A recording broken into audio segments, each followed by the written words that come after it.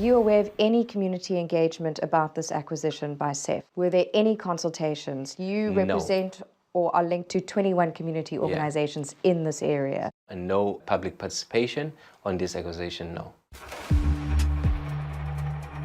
And the terms of the sale were even more astonishing, detailed in a bundle of secret documents handed to Michael Marchant, who is the senior investigator for Open Secrets, an organization that probes the links between government and powerful corporates.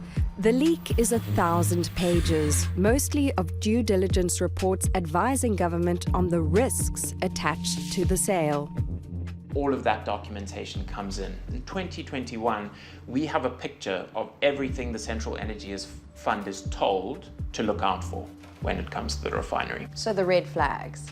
All of the red flags pretty much are laid out in 2021.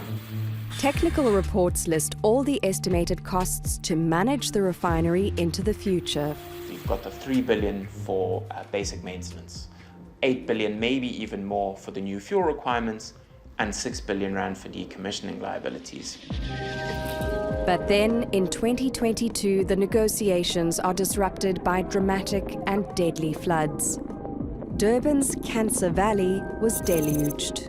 After the floods in KwaZulu-Natal, the refinery is actually under 3 meters of water. Huge damage. I mean, it's really devastating. You're talking about hydrocarbons being washed out onto the beaches. It makes everything worse and more complicated. SAPREF ground to a halt, as did the negotiations around the sale.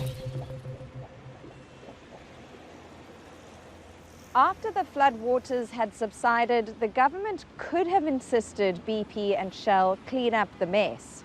But instead, they returned to the negotiating table and were guided by a new set of documents. In May 2024, SAPREF is sold voetstoots. The state buys for a single rand a rusting, antiquated refinery, its infrastructure, the land it sits on, and its liabilities. You have to ask why two large multinational corporations would be willing to walk away from a refinery that they'd owned for nearly 60 years. And I think the extent of how much it's going to cost to fix and rehabilitate is a central part of answering that question.